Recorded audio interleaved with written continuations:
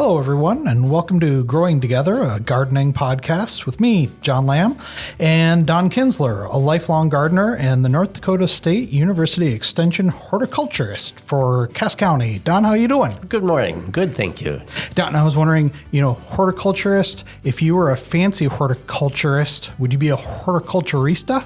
I think so. A new word. I think we've invented a new word. We should develop a coffee drink that you can serve or that you can make and you could call yourself or horticulturista, like a barista. Well, yeah, exactly. Wow. New idea. New idea. We'll have to try that out. Or that could be a coffee brand, a coffee cup that you might order somewhere. Yeah. Name that. We could try that out at Garden Palooza, maybe. Yeah, exactly. Good. Hey, I like that. So Garden Palooza is coming up quick. Let's get this. This is a really fun thing coming up. Let's talk about this quick. It is. What is it and when is it? Garden Palooza is an all-day gardening event held April 15th, Saturday, at Shanley High School. And we have a keynote speaker coming in from University of Manitoba, Carla Zellmer. We're excited to have her speak. And we have about 30 breakout sessions on all topics from houseplants to lawn care to fruit growing and everything in between. And so a person does need to register. And if you just did an online search, NDSU Garden Palooza, that will take you to the page. And we are limited to 200 entries, but we still have about 50 to go. Okay. And this is on, this is in mid-March here now we're talking. So if this is something to keep in mind, if you're close to that still. And for still April 15th. Still a couple weeks between here and April 15th. Check it out. Maybe you could get in. And I think tickets are, it's about $45? $45 and lunch included. It does include a lunch. And that'll be fun. People, we're all looking forward to getting out into garden. We've just had another midweek winter storm. It's fun to all get together like that. Last year was our first year for the event, and it was fun. We have a lot of the same people registering back again this year because it was so much fun. Yeah, so you can always learn something new, even if you've been before. Absolutely. Count the day lost, you don't learn something new. That's right. Well, one of the things is, again, having gone through another winter storm, we're all looking forward to warmer weather. And, people like to joke about climate warming, global warming, that like, oh, well, where is it now, right? Because here we are, we're facing... Yeah, we've got snow shoulder deep, where's this global warming? Yeah, and, we're looking at a record, we're approaching a record for the most consecutive days below 40 degrees. So people probably would say, oh, I could go for some global warming now. But it really is a serious issue. And we hear about this globally, the effects on it globally. But let's talk about what it can mean literally in our own backyard. Like, what are the effects that we will be seeing in our yards with this continued global warming? Well, I'm glad to hear the phrase more commonly now, climate change, instead of the global warming. So I'm happy because it seems like the climate change just encompasses the idea a little better. For example, I'm 66. I started gardening with my parents when I was a little boy. So I don't know, it's maybe 60 gardening years or so. And of course, none of those have been the same. We have cycles, dry cycles, wet cycles, et cetera, et cetera. But what I've really noticed over the last 50, 60 years is that they aren't just cycles. We're having a spiral, kind of an upward spiral, where some of these drastic events are becoming more common. For example, last year, the spring started out really wet and cold, and then the middle of summer, we were hot and dry. And so it seems like we're having these more drastic events more common than we used to. So I'm noticing that it is becoming more challenging to garden because there are some things we're having to deal with kind of more radically than we used to. So I've definitely noticed a changing gardening climate. And it seems like, this winter too, it's pretty unpredictable, right? It'd be hard to see this, and it's hard to plan for gardening, because with a garden, you're not establishing something just for that year. You're establishing something for years to come. Exactly. With our trees, shrubs, perennial flowers, right? You got to get those established because they're going to be with us for a long time. And even vegetable and annual flowers. We have a relatively short growing season. We need to take advantage of that while we've got it. And if we're having some of these drastic events, climate-type events, that really can affect our growing season. So, with our growing season, one of the big issues is the things that we have to be aware of is no matter where you live, what your growing zone is, right? And how has this affected our growing zone? To me, this is one of the most important official recognitions of climate change, and that is the U.S. Department of Agriculture Winter Hardiness Climate Zone. Okay, for most of my gardening life, and including the years that I was at NDSU, learning all about horticulture at NDSU, it was drilled into us, Zone 3. We were in Zone 3, meaning we could plant things that would be winter hardy if they were labeled as Zone 3 or Zone 2 or Zone 1. It goes northward that way. But a few years ago, probably within the last decade, the U.S. Department of Agriculture moved all of those winter hardiness zones, and there's a map that depicts these hardiness zones. They moved everything one step warmer. So for the lower two-thirds of North Dakota, we became Zone 4 instead of Zone 3. So, and that progressed throughout the whole United States and up into Canada. So we officially were recognized that the climate has changed, not just in a yearly cycle, but we've been moved warmer officially. What did you say that I think we were talking before, and you said that the breakdown is 15 miles every year, roughly? Yeah, when they try to track, okay, how this warmer climate, how much is it progressing? And I've seen some that's about 15 miles a year, which might not sound like a lot, but over a few years, it's just progressing northward. And that's what we're seeing is that the warmer weather, the climate is warming up, moving northward. Yeah. Is what's happening. So we're seeing, we're seeing everything kind of shifting north. So the further north you go in the state, pretty soon all of North Dakota then could be Zone 4, right? Exactly. And I've even seen projections within the not too distant future that southern North Dakota could be Zone 5, growing things such as some of the non-hardy azaleas that would normally freeze back here. We may be growing things in southern North Dakota that they would be doing down in Nebraska, Kansas. And so it's interesting. And so at first you might think, oh gosh, that sounds kind of good in a cold climate like North Dakota, cold winter climate. Gosh, if we warm up a bit and can grow some extra things, at first glance that sounds kind of good. But we can talk more about why that is actually kind of dangerous too. Yeah. You work obviously at NDSU, so you keep tabs, or you're aware more so than the average listener is on what things NDSU is growing and what things that they're maybe not preparing is the right word, but you know what I'm saying. What new things do you see NDSU and other regional colleges and growers what things will be new into garden centers?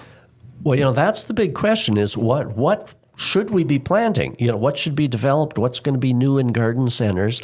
And so as the climate changes, as the warmer weather progresses northward, and the seasons get warmer, what can we be growing? What will garden centers be handling? Okay, well, it's going to take a few years, but we'll probably see some of those things that were kind of considered borderline hardiness. We might see those being offered more. But the thing that I think we're going to see most commonly sold and most commonly talked about are things that are drought resistant. Okay, now I mentioned that at first glance it would seem like, gosh, for North Dakota, northern Minnesota, this might be kind of good. We'll have a warmer climate. We can grow some things maybe we didn't do before. But in addition to the warmer temperatures, also drought seems to accompany this. Now, when we say some of the drastic events, where it goes from too cold, too wet, too hot, oftentimes we maybe get heavy rain events with this changing climate. But with the warmer temperatures, plants need more water. They need, because it just evaporates more, and the hotter temperatures, they got to be watered more. And oftentimes we don't get that proper amount of water during the right times. So last spring was a good example. Like I mentioned, it was cold and wet. I couldn't till our garden until sometime the first part of June because it was just too wet. Yeah. And then by July, August, my stuff was all parched and dry, and I was having to water it just to keep things alive. And so we don't always get the moisture when it's needed. So the warming temperatures are probably going to be accompanied with drought. So one of the biggest talking points at universities and even garden centers is focusing on drought-resistant plants, things that are going to do well even if we don't get timely moisture.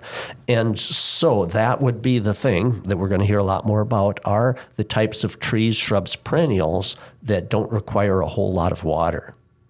All right.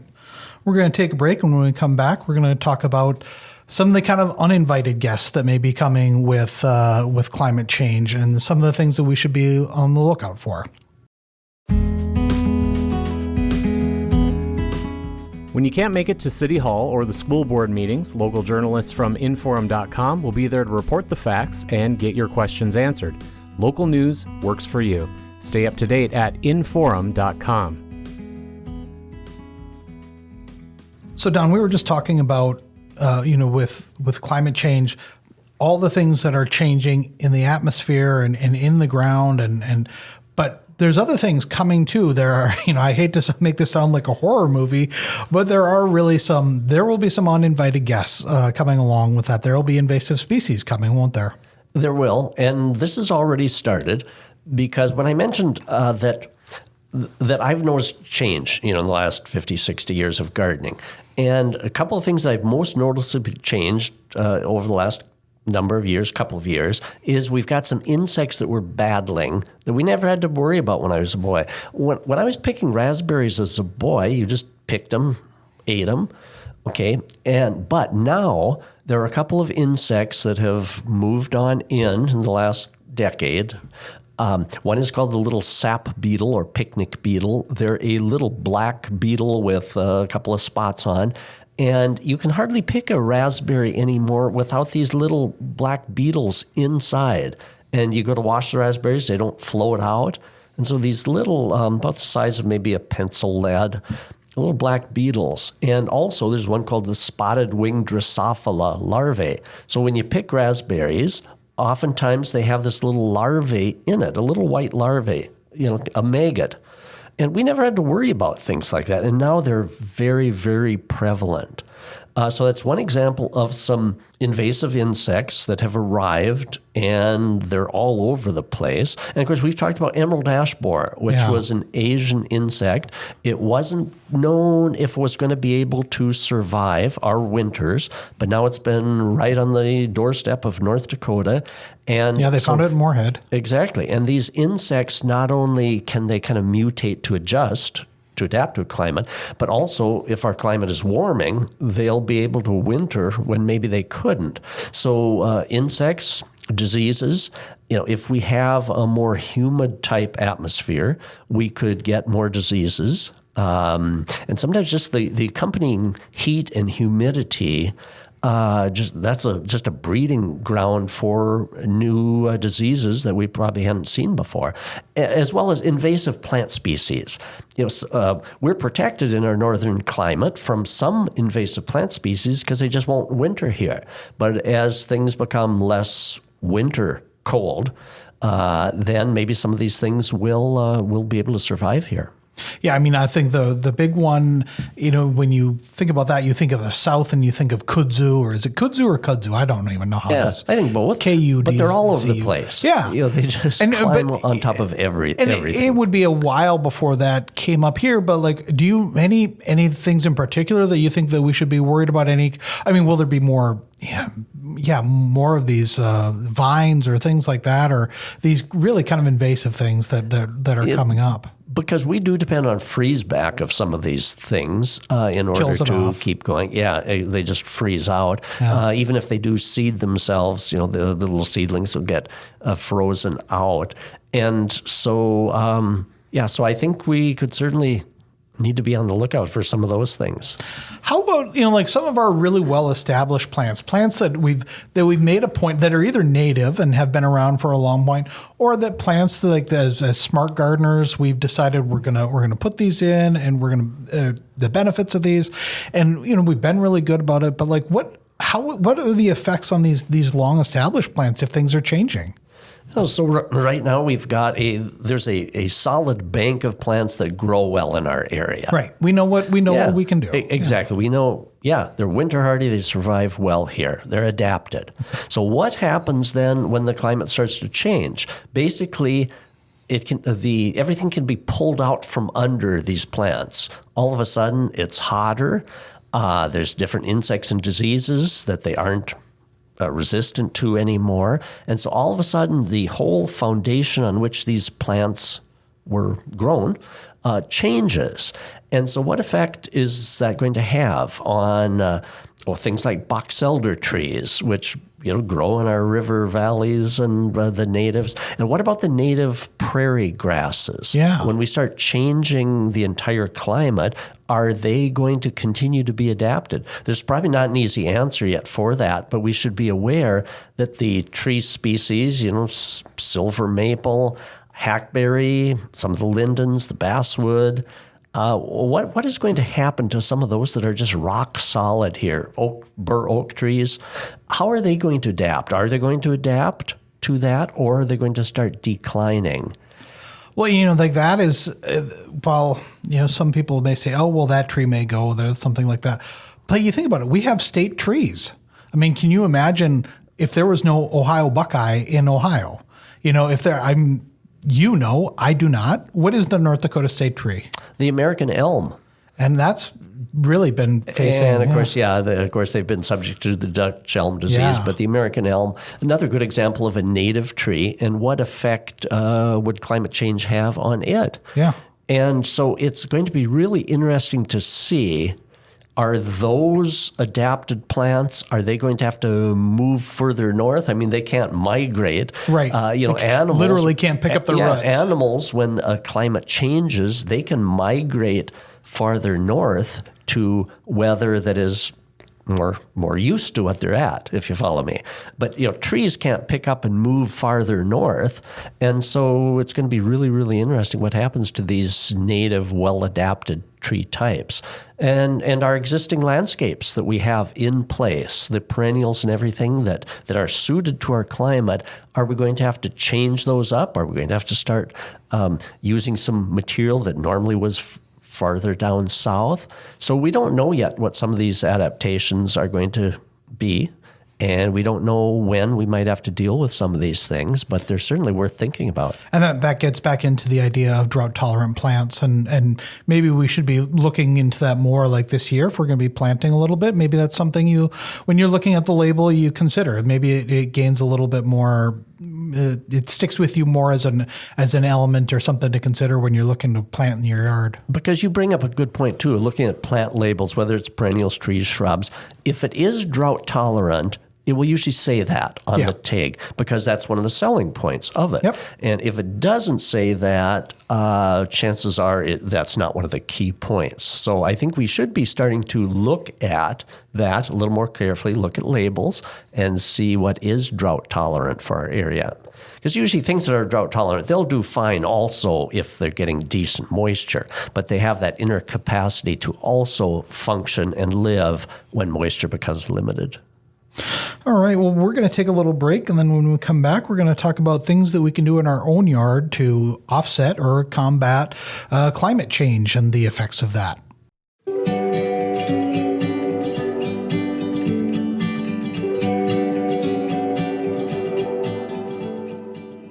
Stay connected to your community and save. Just 99 cents a month gets you 3 months of unlimited access to Inform.com. Visit Inform.com/subscribe and get your first 3 months of news for only 99 cents a month.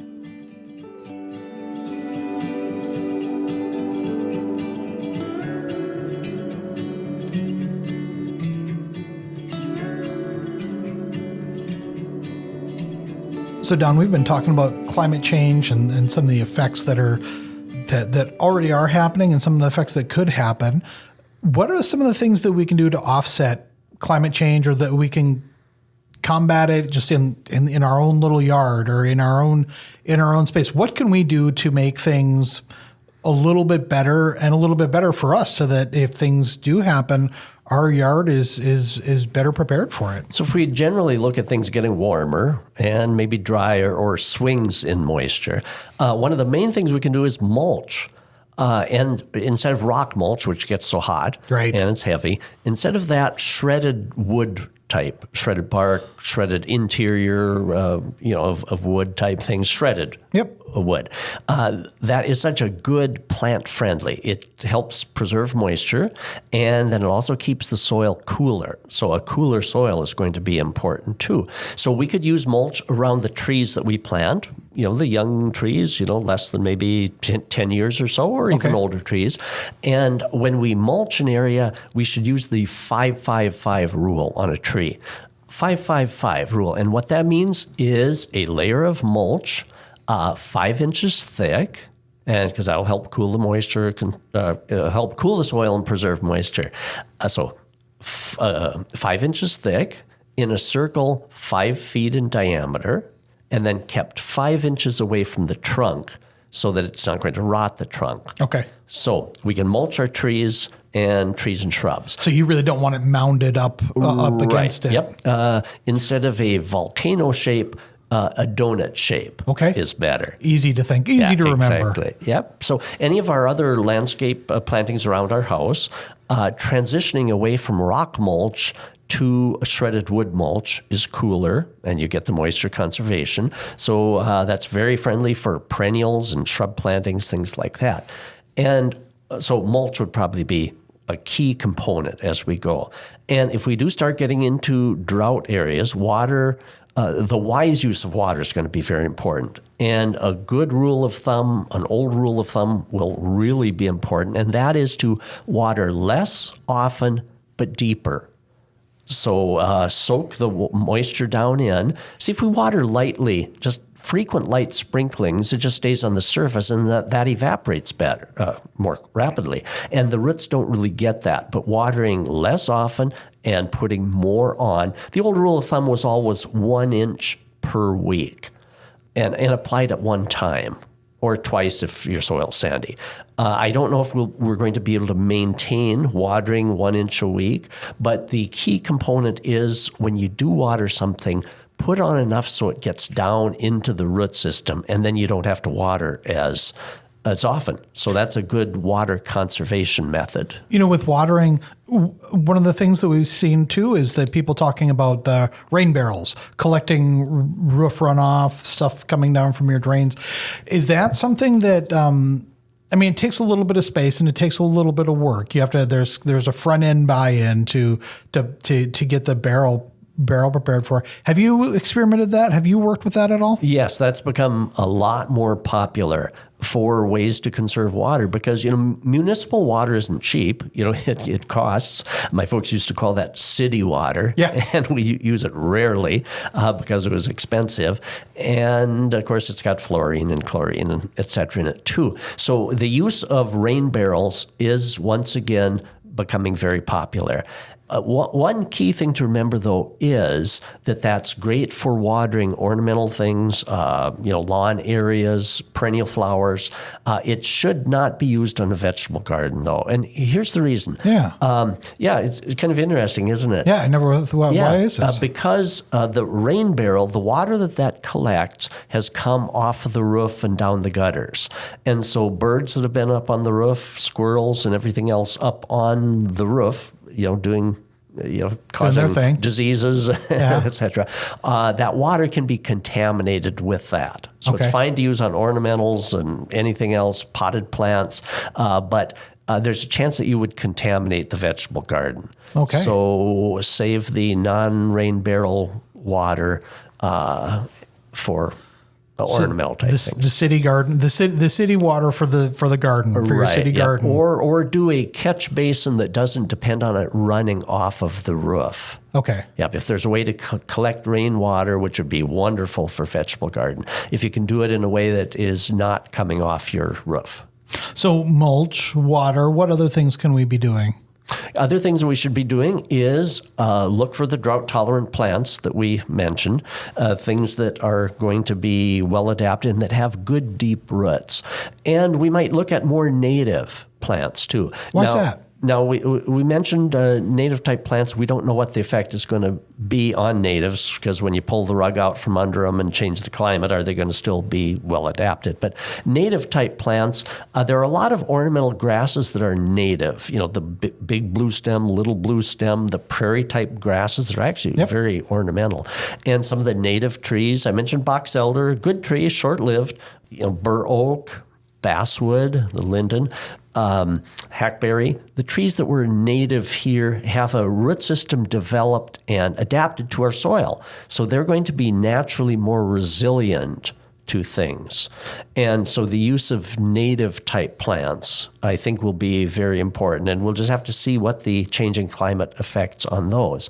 But so, we call them exotic species. It sounds like jungle species, but, an exotic species is anything that really wasn't native to North Dakota, Minnesota. When they talk about, one of the looking at sites, looking at ideas for how to combat climate change, on your own, the big thing in this is just plant plants. Put more things. Green things will help offset. The big thing they say is trees, obviously. And I wanted to see, not everybody has space to plant a new tree. So if you can't plant a tree, what are good things there to offset that? Well, you bring up a good point, because if we look at a climate that's just getting warmer, maybe drier, shade comes to mind, the desire for shade. Yeah. And to have your home yard, no matter what size it is, to have green space. Not necessarily lawns, we can talk about lawns in a minute, but just to have shrubs, trees, small-scale trees even, that will absorb some of that heat, absorb some of that radiation, give a cooler effect to our area. So when I think of climate change and think hot and dry, I'm thinking I need green material to keep my area cooler. And so I think that's going to be very important to do planting like that. So so I don't think we should get the attitude that, well, gosh, this could get dire, I don't want to plant anything. No, I think now is the time we do need to be planting even more, because plants will do their thing. The photosynthesis can help mitigate changing climate, warming climate. So I think continuing to plant will be very important. Is it a matter of, is it basically the bigger the better, or are there certain smaller plants that are better for, or is it just kind of across the board? Smaller plants can just be planted in groupings, so plant more of them, or if you have space, then a tree or two. The larger ones will suffice. But I think the idea is just to try to have as little bare ground, as little bare soil as possible. And I think that will help also. All right. Well, let's talk a little bit about the lawn. We all have lawns. Well, I shouldn't say all, but most people who have a home have a lawn. What are things we should be looking at and doing with the lawns? I think this is going to be one of the main changes that we're going to see, because for a fair number of years, the home lawn has just been something that everyone has enjoyed. But as the temperature gets warmer, you see, an interesting concept is the beautiful lawns that we have in our area, North Dakota, Minnesota. They're called cool season grasses, Kentucky bluegrass. They love the cool temperatures and moisture. The spring of the year through May and early June, our lawns are just beautiful. And sometimes they'll go dormant in the middle of summer, won't they? In the heat and drought. Yeah. And then they'll pick up steam again in the fall. They're just beautiful and lush in September. That's when they grow best. So they're termed cool season grasses. Okay, so what if we take a warming climate and plunk it on top of our cool season grasses? The effect would probably be longer periods of browning. And are we going to be able to supply the water to keep these cool season grasses nice and moist? So that's a good question. So instead of trying to battle some of these issues, maybe there are alternatives that we should be looking at. And many people are already doing these alternatives. Some people are carving out some of their lawn, planting more vegetables or more mulched flower beds. Another interesting concept is the use of native grasses, things that are deeper rooted. They maybe are not going to be as lush green as Kentucky bluegrass, but at least they will survive and not die. What is the deep root system? What does that matter? The deep root system helps to mine the existing moisture out of the lower depths. So you don't need that surface. Exactly. You don't need to water. be coddling the lawn grass with a continual supply of moisture to keep it green. You see, as soon as our cool season grasses experience a little bit of dryness, then they start going dormant and brown. And they can eventually die too if they don't get enough. So these deep-rooted, like native grasses, there's one called tall fescue that they're looking at developing nicer varieties of tall fescue because it's very deeply rooted. And so it has access to the moisture that's lower in the soil profile. And so tall fescue, would that mean that it would be taller than your standard lawn? Yeah, if you didn't mow it. Yeah. Yeah. But it mows nice. And so we're looking at more kind of drought and heat tolerant grasses that can be looked at. And NDSU is doing some good turf research on that. And also many people are thinking about incorporating clover, like the white Dutch clover. It doesn't get very tall. It's fragrant or aromatic. It gives the rabbits something to eat other than your flowers and your perennials. So it could be a deterrent that way. Exactly. I've noticed they'll nibble out in our clover and leave some of our other things alone. But clover is very deep-rooted, and so it stays green and lush. You could have a total clover lawn. You can buy that white Dutch clover and seed it, or you could incorporate that into an existing lawn too. And it'll just kind of filter in amongst the grass. We were just talking about that with our producer, Chris Kurzman. He was very interested in clover. He'll be happy to hear this. You know, it's interesting. In the 1940s and 50s, having clover in a lawn was considered a good thing. An elite lawn had clover. And I remember that as a kid. We had clover. And it was fun to look and see if you could find a 4-leaf clover. But that was considered good. And then at a certain point when lawn herbicides came around, the notion of having just a pure stand of lawn grass became the thing to do. But in our changing climate, I think we are going to be reincorporating some of these other alternatives. Having clover in, will that be something that would attract bees? Because we hear more and more about pollinators, the importance of pollinating plants in the garden. Would the clover, would that be something? Because you see clover and honey a lot. It sure does. Yep. Yeah, clover honey is delicious, and the bees love clover. And if we have additional sources of food and nectar for the bees, they will help pollinate our fruit trees and our cucumbers, so we get other benefits too. So the bees don't just get the benefit of clover, we get the benefit from them pollinating our food crops as well. So it's a very good idea as well. The other unknown in some of this is what effect is a changing climate going to have on our adapted pollinators, the little bees that give us our fruit and vegetables. Are they going to, what changes are they going to be? Are they going to continue to survive in our area? I hope so. I hope they'll adapt. But by giving them food sources like that, a good idea. How about some other ground cover that I've heard about, like creeping thyme or creeping jenny, things like that? How do those compare to clover?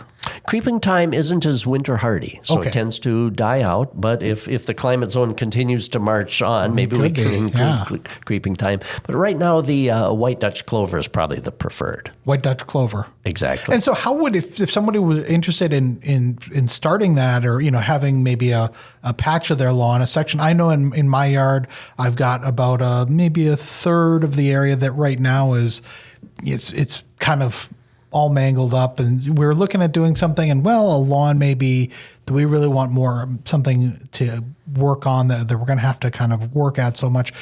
Clover's been something we've thought of. How do you start a clover patch? How do you start a clover it can be, lawn? the seed can just be sprinkled right in the lawn existing. It'll seed itself. Okay. Not seed itself, but I mean, it will establish itself even in a lawn that's already growing. Just sprinkle the seed and it'll find its way. It'll start growing. It can be applied either in the fall or in the spring. And the other thing too, where do you get it? You can order online, white Dutch clover. You can find good online sources. There are national grass companies, such as the Scott's Company, that are packaging white clover. And also check with farm seed suppliers. Okay. There's a great company, local company called Agassiz Seed. Yep.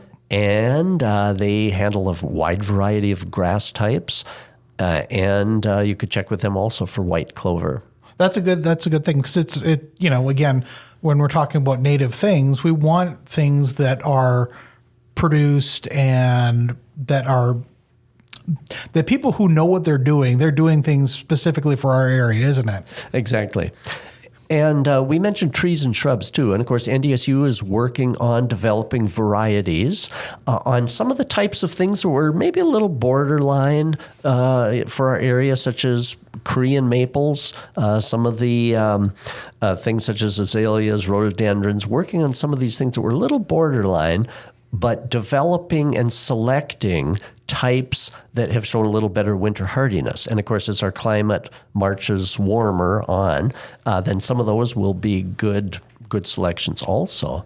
One thing I should mention too, of course, I love vegetable gardening. Yeah. And one thing we've already started to notice with our changing climate, is our growing season seems to be extended. Now, I don't trust it at the beginning in the spring, because we still get those spring frosts, in May. So I don't trust that we can start planting much earlier. But it seems like we're getting a few extra weeks at the end of the growing season. So generally for long season type crops, watermelon, muskmelon, sweet potatoes, maybe we'll be able to start growing sweet potatoes more readily in our area. So we're seeing an extended growing season, but also we have to, which sounds great, but we have to keep in mind the heat. But the vegetables I mentioned, the melons and sweet potatoes, they generally like heat. But the thing we have to keep in mind is the moisture need for those, because accompanying the warmer temperatures, they're going to need plenty of moisture. And if our moisture swings, if it's not a continual supply, but if it's a boom or bust moisture, then they're going to need extra moisture. So mulching some of those vegetable gardens is probably going to be very, very important, rather than leaving bare soil. You and I also discussed no-till or less-till vegetable gardening. And that's a strong movement now. Yeah, and to talk about a little bit about that, what is, because we were talking about earlier how, like in the last spring, for example, you said you couldn't get out into your garden because it was so muddy, and some people would probably say, don't get out and turn over your garden at all. Don't get out and till it. Yeah, exactly. And so now when we think about it, in nature, there's very little bare soil. It's usually covered, except maybe in a desert sand. But nature covers the soil. It just helps prevent evaporation, and you get the good microbes and all that, and the soil stays cooler rather than totally exposing it to the brunt of the sun and the air and evaporation. So many people have already transitioned to a no-till or less-till vegetable garden, where you don't do that twice a year tilling and that, but instead you keep the soil covered, and so you never let it go totally bare. And so I'm going to experiment with that a little bit too. Okay. I'm not sure in some of our heavy soil yet. I've got to get this technique down, because in some of our heavy soil, if you never till it, how do you work it up good enough to make a seed bed to plant into it? But apparently, if you stop tilling, the soil becomes more mellow. And so I'm excited to try that as well. Even in our clay area. So yeah, I guess time will tell. I'm going to work on that and see how that goes. But again, the key component is in nature, you just don't see soil being tilled like that. All right, well, we're going to take another break, and when we come back, we'll have more to talk about in the garden.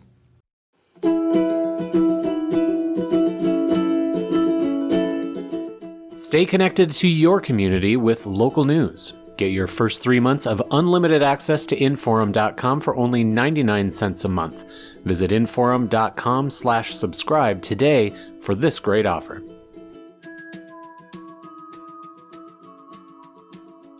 Don, we've been talking a lot about climate change and gardening today.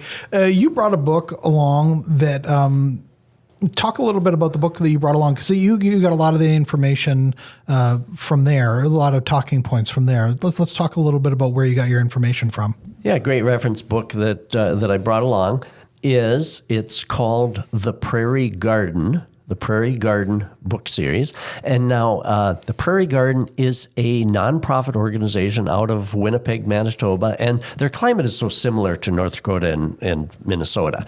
And so each year, the Prairie Garden organization creates a book edition on a different topic.